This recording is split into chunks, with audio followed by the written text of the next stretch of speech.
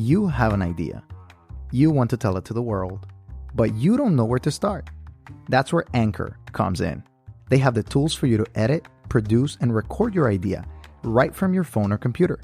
It's the easiest way to reach and grow your audience. They publish for you to Spotify, Apple Podcasts, and all major platforms.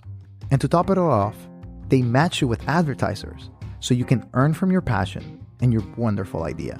So tell me, what are you waiting for? Download the Anchor app or go to anchor.fm to get started and follow your dream.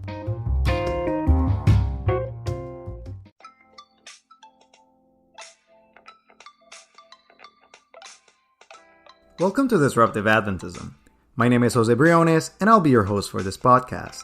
This podcast is about discussing the polemical statements and practices that are part of the Adventist fabric, which in turn shape this belief system to be unique and relevant for today's society.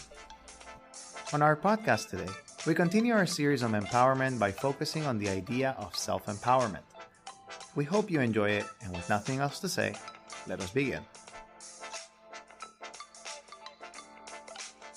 Welcome back, everybody, to Disruptive Adventism. Today, we're going to be talking about the topic of empowerment, as I shared in the introduction, and we have a special guest. His name is Kojo. How's it going, Kojo? Hey, man, Jose. I'm chilling. I'm doing well. I'm finally happy to be on this podcast, man. Yeah, it's our pleasure to have you here. And, today you're going to be sharing with us about the topic of empowerment and how important it is for Adventists today, for people today. As far as I understand, you run a nonprofit. Is that correct? Yes, I run a nonprofit. The name of the nonprofit is called Mission Driven Purpose. It started in 2013, and it still exists until this day. And at the moment, I serve as the president or the chief director of the organization. Awesome. Mm-hmm. And tell me a little bit more. What do you guys do? What's the whole purpose of Mission Driven Purpose? What is it that you guys focus on? And also share a little bit about yourself. What do you like to do? What are the plans for the future? Any ladies, whatever you want to share? Nah, I got you, man. I love those questions, man. Well, first of all, Mission Driven Purpose, we started in 2013. The way it started was that, there were a group of 4 individuals, including myself. I made up from that 4. And we were doing service and mission trips on our own. And we said to ourselves, a lot of people want to come with us on this. A lot of people want to serve with us. Why don't we give people a platform so that they could do this? And so that's when we formed together and called ourselves Mission Driven Purpose. And so at first, our only focus was evangelism. That's all we were doing. And when I say evangelism, I'm talking about real pioneering work. And so we were going into places where Adventists were not. And then when we would go in those places, we would, strike up some sort of evangelistic initiative in order to help build a new Adventist church in that area. However, as we kept on growing, we started to morph and add additional things to the organization, and did 2 additional things we added to evangelism.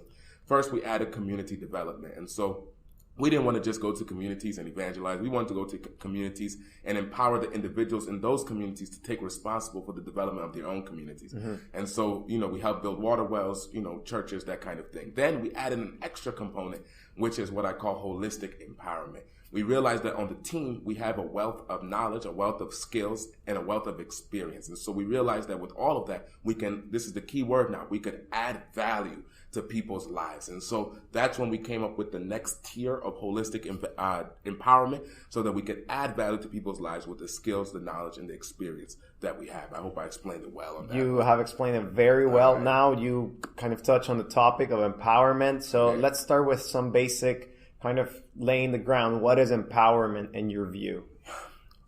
Empowerment, in my view, is assisting an individual, providing the atmosphere, providing the setting for an individual to become their best selves. Okay. That's what it is to me. Now, is their best selves specific areas, or are we talking about, empowerment only in academics or empowerment? Perfect. Great question. That's why the key word is holistic. Okay. And so the key word is that we try to help people become their best selves in all aspects of it. Whether it's spiritually, whether it's just mentally, whether it's emotionally, whether it's even socially, whether it's in their career. And so that's the idea. It's you self-actualize in all the different areas that need self-actualization. Okay. Mm-hmm. So you kind of touch on the word self-actualization. I assume that you're kind of looking at Maslow's theory, going to that top, psychological and going up, becoming self-actualized in all the areas of life. Right. Now, when it comes to empowerment, since it's the ability, as you put it, to be your best self, how has that been seen in the projects that you have done or maybe in your life? Okay, yeah, perfect, man. Well, I think that when it comes to holistic empowerment, the first person to always empower is the self, is always to empower you. I remember I read a quotation one time that said that our first responsibility to humanity is self-development. I remember I was listening to a guy called Dan Locke, and Dan Locke was saying that, Dan Locke they call him the king of high-ticket sales. And someone one time asked him a question. They said, what should I invest in? Should I invest in stocks, mutual funds? He looked at him and said, if you're making less than $100,000 a year, invest in yourself. I love how he said it. He said, invest in yourself. That's the best investment you can make. So when it comes to empowerment, the way I think of it is the first person that needs to empower is me. And so how do I empower myself? I just put up a post on either Facebook or WhatsApp talking about how I empower myself daily. I can just give you a couple of ways. Yeah, go ahead, right? yeah. All right. The first way I empower myself is that I constantly, every single month, I submit myself to a lot of reading. Constantly. And so almost every single month, I buy a new book for my own self-development. Every single month, I read a new book. Every single month, I reread an old book. And every single month, I read 30 plus articles on a certain topic I'm interested in. And so I submit myself to a rigorous process of reading, because someone gave me a quotation one time. He said that those who read are those who lead. And so you can't be a leader if you're not a reader. And those who write keep the leaders right. And so for me, I always keep that philosophy within my brain. And so I'm constantly reading. And when I read, let me also say this too, and this is part of empowerment. When I read, my goal is not just to read a book. My goal is to use a book. You see, a lot of people read books, but they don't use books. And so at the end of the day, they have knowledge, but the knowledge never transfers into their lives. And so at the end of the day, I'm not just looking to read, I'm looking to use. So sometimes I may pick up a book, and I'm not into finishing full books. I'm into saying, what can I get from this book so I can just use it right now in my life? And so that's what I do with reading. That makes sense. Now, you say that reading is very important. So do you and your projects also provide that kind of background or maybe some resources for people to be empowered in that way? Yeah, perfect. Well, we're in the process of developing our own resources as an organization. Okay. We have not done that yet. But of course, if people come to us and ask us, what is the best for evangelism? What's the best for finances? What's the best for leadership? What's the best for, we can go ahead and we give those type of recommendations. As of now, actually, the organization is transitioning to a big phase in its life where we're going to start producing those type of products. Awesome. That's great. That's good to know. You were saying there are other methods, right? Yes. So you're saying reading is mainly mental development, right? Reading is mainly mental development, right? Yeah. And I guess it translates to action, of course. Yes, of course. But what are other habits or things that we can do in order to be empowered? Okay. Or empower ourselves? Okay, yeah, perfect. Well, I'll just keep talking about myself because that's the first person I can talk about. That's right. And so some other ways, of course, these kind of relate to mental empowerment, but I always think mental empowerment is important because at the end of the day, everything begins with the mind. And not just with the mind, it begins with the mindset. And so the mindset the proper mindset leads to the proper lifestyle. Okay. Because in the words of John Maxwell, attitude is everything. And so another way I try to develop the mind is I exercise.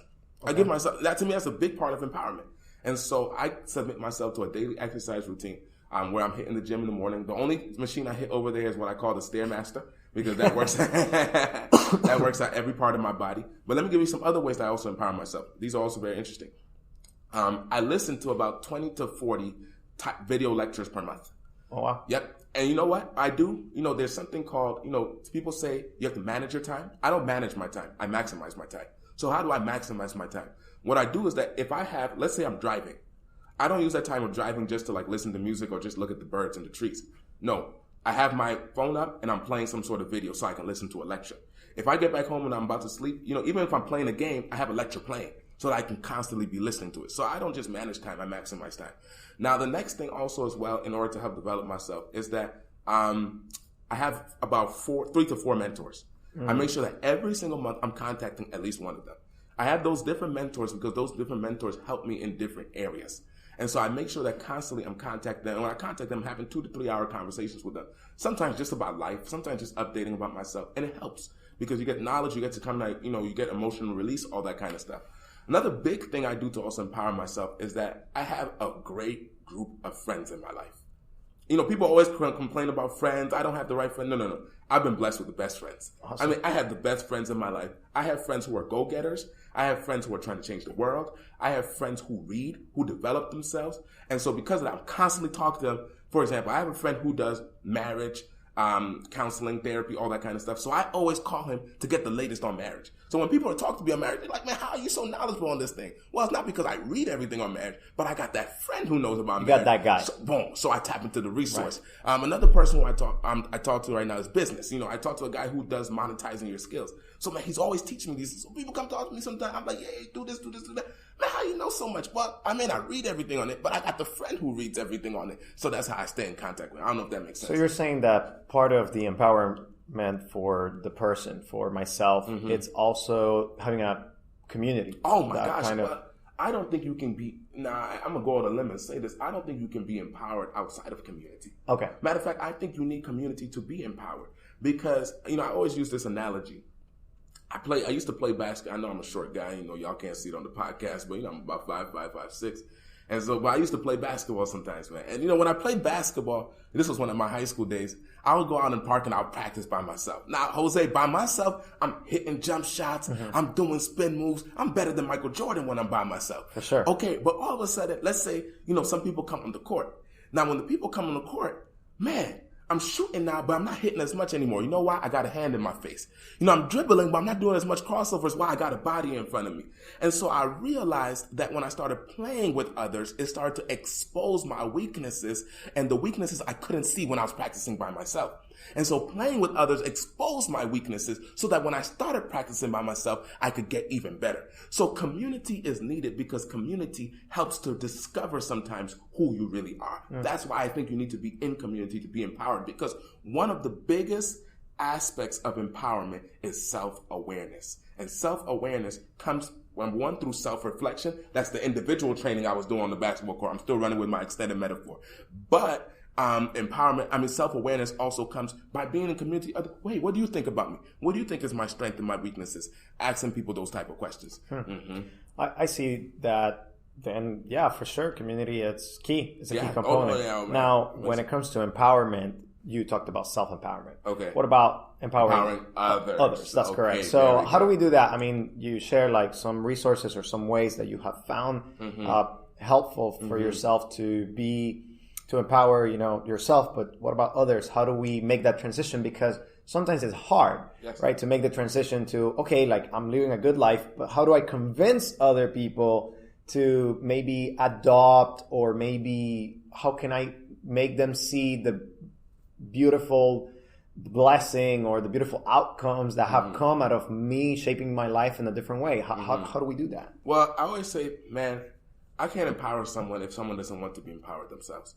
I can only help an individual to the extent that they want to be helped. Matter of fact, I was talking to a psychologist, and the psychologist told me that one of the first rules in counseling is that the counselor is going to only put as much work in as the counselee is also going to put work in.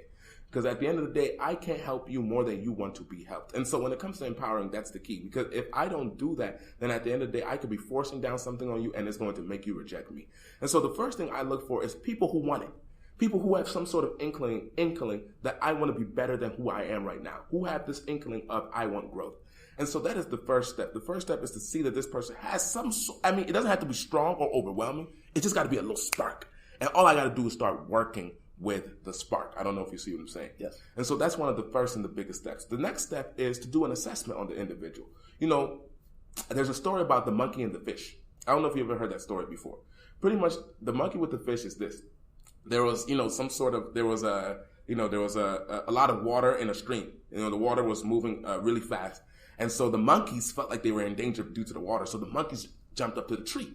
So once the monkeys jumped up to the tree, they saw some fish were in the water. And they said, oh my goodness, these fish are going to be destroyed by the water. We got to take out these fish from the water in order to save their lives. And so the monkeys jumped down into the water and they picked up all the fish that they could and they put the fish on dry land. And they said, wow, look at us. We saved the fish. We saved the fish from the flood. But then they didn't really save the fish. They killed the fish. That's right. In other words, we call that monkey solutions. A help that's really a hurt. Okay, that's the same idea when it comes to empowerment. I don't want to provide a help that's a hurt. And so because of that, the problem with the monkey is that they didn't understand the nature of the fish. Hence, they provided the quote unquote the monkey solution. In the same sort of way, I don't want to provide the monkey solution to an individual. So if I'm going to empower someone, my first goal is to do an assessment on someone. Who are you? Where do you come from? What do you do? What are your background experiences? What brought you to who you are today? So on and so forth, so that I can provide, the empowerment that you need. What do you want? That's the question I'm asking. What do you want? Where do you see yourself? What are your values? What is your identity? I'm asking those type of questions. So when I understand you, then I can start to provide coaching. I can start to provide advice that is suitable towards who you are. Very good. Now, how is empowerment? You're an Adventist, right? Yes. How is empowerment different, distinct, disruptive even for an Adventist? How do you operate that makes your empowerment or the empowerment that your organization is doing different than someone else in the street? Like, let's say you listen to another podcast or you listen to another leadership guru or a book or something like that. What is something distinct that Adventism brings into the idea of empowerment? Perfect. And by the way, when it comes to empowerment, don't forget, I have to talk to you something about the empowerment triangle. I have to talk to you about that. Sounds good. That is how I empower, the empowerment triangle. It's how I empowered my staff members as a president and how I also empowered the individuals that we serve. So I'll talk about that, but I want to answer your question first because your question is very important. In order for a person to be empowered, really to be empowered, they need some sort of framework, some sort of ideological or philosophical framework that they operate within life. Everyone has it. Everyone has a set of ethics, a set of values, a set of just fill in the blank that they base their lives on, a set of principles that they live on. Everyone has it, whether they're aware of it or unaware of it. The technical term for that is worldview. Perfect. I don't know if you see where I'm setting the bases. Okay. Now watch how I'm going to build this. Worldview establishes your identity, who you are. Good. Number 2, worldview establishes your values, what you consider to be important. And then number 3, worldview establishes your purpose, what you consider you're here for. And then finally, worldview would establish your destiny. Once those things I have just mentioned, identity, values, purpose, and destiny, once those things are stacked up, it forms the framework of who you are and how you will live in this world. That's what it is. If I'm empowering someone, those are the 4 things I'm looking for: identity, values, purpose, and ultimately destiny. And so with that being, and really those 3 things will lead to your destiny. So ultimately, what I'm trying to say to you right now is that how does Adventist empowerment make someone unique? Here it is. This is the answer. Where it makes it unique is that I try to give a person a biblical worldview, so that that biblical worldview can shape their identity, so that their identity is not just based off cultural items, it's based off biblical items, so that their purpose is not just based off cultural, biblical, so on and so forth for the other categories. So that now when they engage in the world, they can engage in the world in a biblical way, but not, Jesus says, be in the world, but not of the world. So they can mingle with the world, but they don't necessarily have to adopt the identity, the values, and the purposes of the world. And in doing that, they can be the salt of the world, because as the salt of the world, you bring out the best from the world. Salt brings out the best flavor, and you preserve the morality of the world. So anyway, that's pretty much the big picture of how that works. Now, before we go into the triangle, because I know you're eager to share with that, how is that different? Like, let's say that we have an outcome. We want to empower a community, right? Yes, we want to bring them to be their best selves. Yes. What is the different flavor that the biblical lens allows you to look at the world through that other lenses don't? Perfect. I like it. You just built right off my response. I love it. Let me just give you one simple one. The biblical worldview says that when it comes to my identity, I am not defined first and foremost by what I do. I am not even defined by where I am from, ethnicity, or I'm not even defined by what the social scientists say I am, millennial, Gen X, or Gen Z, meta-modern, whatever. I'm defined by the fact that I'm a child of God. Okay, so if I'm defined by the fact that I'm a child of God, that means that all other individuals in this world are also children of God, meaning that I should treat them in the same way that I would also want to be treated as well. Do you know what that does? It nullifies racism. Do you know what that does? It nullifies xenophobia. You know what that does? It nullifies chauvinism. Do you know what it does? It nullifies all of those isms ethnocentrisms that place one group above another. So that's one of the biggest things that we do. We try to get people to show that your identity is that you're a child of God. Now, because you're a child of God, what are the full implications of that? Then we start to show people. I remember when I was in certain countries. I was in a country called Kenya, and I was trying to show people that, in Kenya, they have a big problem of attaching their identities to their tribes. And so tribes are constantly in conflict over there, even within the church. So I remember when I was in there, we were doing that surgical work of letting people know that your primary identity is not that you're a Kisi or that you're a Kikuyu. Your primary identity is that you're in Christ, and that trumps that Kikuyu or Kisi card.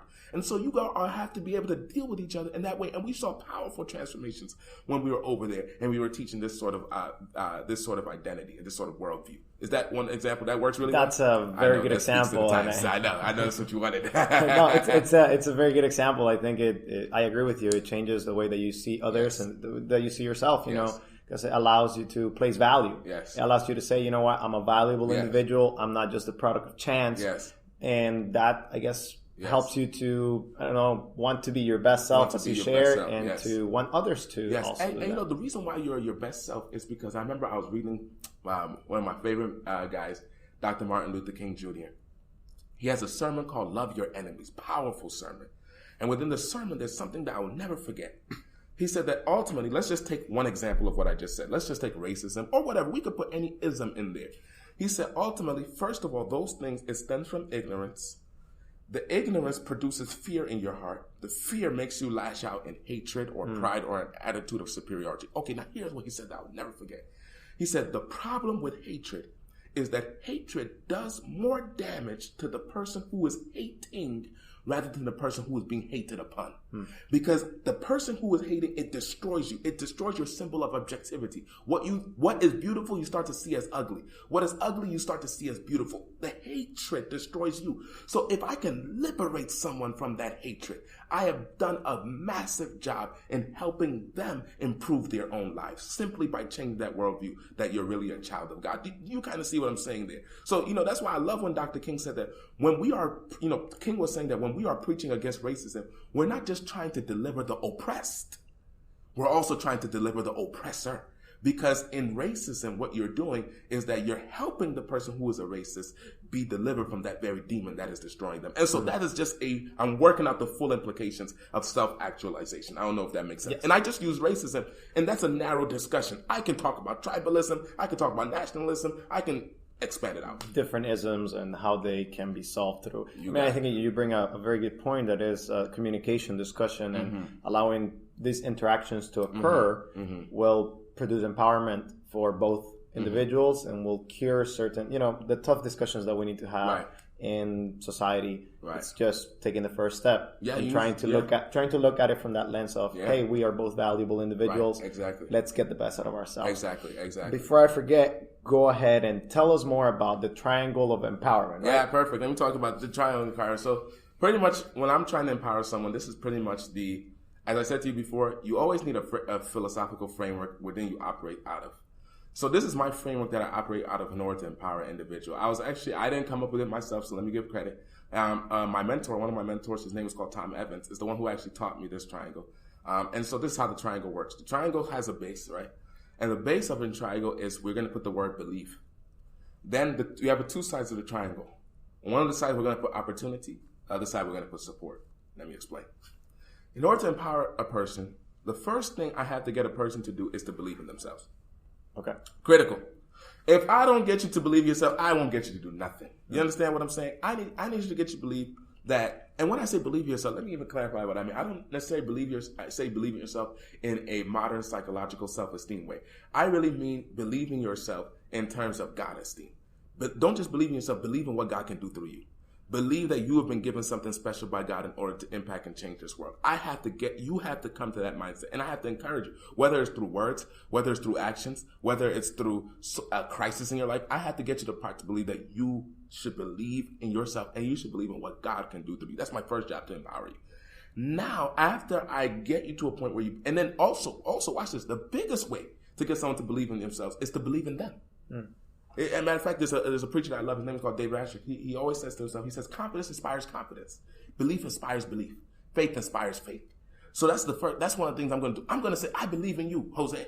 I believe in you. Nah, Kojo, I don't think. Well, I believe you. Okay, Jose, talk to me. Why do you think that way? I'm trying to help you work through those objections so you can get to a point where you believe in yourself. Boom. Now, after I get you to a point where you believe in yourself, I have to go to the next side of the triangle, which is opportunity. What I'll do at that moment is that I'll try to give you an opportunity in order to exercise your skills, your knowledge, or your experience. Give you some sort of opportunity. Now, it's critical. Now, what I'm going to say, I'm going to start giving the implications for this for churches and stuff like that. It's going to be powerful. So just watch me carefully. So I have to give you an opportunity to exercise your gifts. Why? Because if I don't give you the opportunity, you won't think that I really believe in you. You see how this works when it comes to youth, how youth are complaining in the church. Okay, I'll get in there. We may need another podcast for that one. Let me finish this triangle. Then after I give you that opportunity, I don't leave you on your own to just do what you got to do. What I do is the next side of the triangle is I provide you ongoing support. Ongoing support can come in the form of assessments, evaluation. It can come in the form of giving you resources. It can come in the form of fill in the blank. I give you support in order to continually help you out. So first, I believe in you, get you to believe in yourself. Then I give you some sort of opportunity for you to, demonstrate your skill, your gift or whatever. Then as you're doing that with the opportunity, I provide continually support so that you can do it in a better way. So that's how I did it for all my staff members. For example, and I can share this with you because she shares it all the time. My secretary, my executive secretary who's on the staff. When she first came on in 2014, she was timid, she was shy, she was all those kind of things. She didn't feel confident. For some reason, I saw that she could be a type of person who would be invaluable to our organization. So I said, you come along. So I went through the same process. The first thing, I said, hey, her name is Eva. I said, Eva, I believe in you. You can do this. We had that whole conversation. Why do you believe? We went through that whole conversation. Then after that, I said, okay, Eva, I'm going to give you opportunity now. You're going to be the secretary, but I'm going to give you some small responsibilities at first. First, the responsibility is taking the minutes, so on and so forth. Next, the responsibility is sending the emails.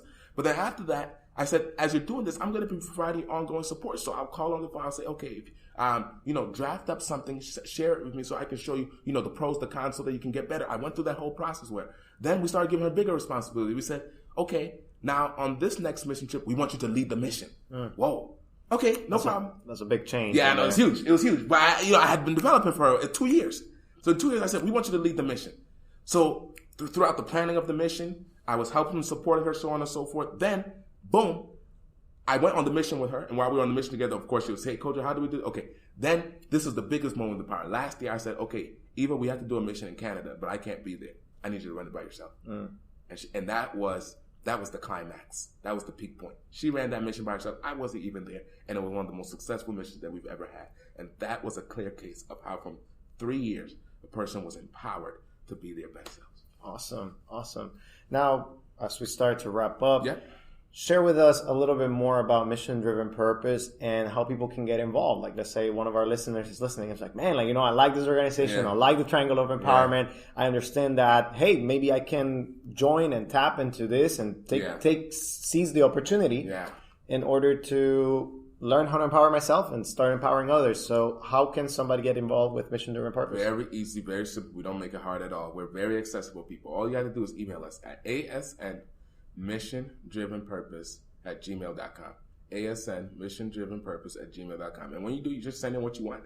You just say, I want to sign up on your mission trip.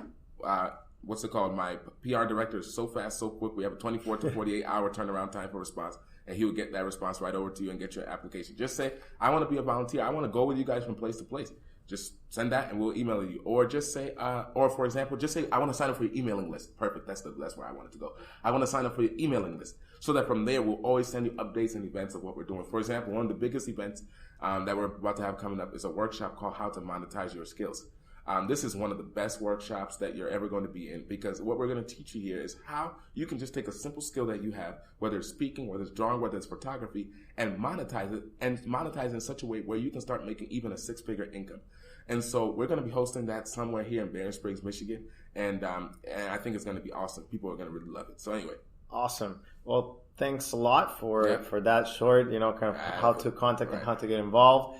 Before we tune out, before we start going off, I want to give you an opportunity to give us a final word on empowerment. What do you want us to remember? What do you want us to not forget, but always apply in our lives? Okay.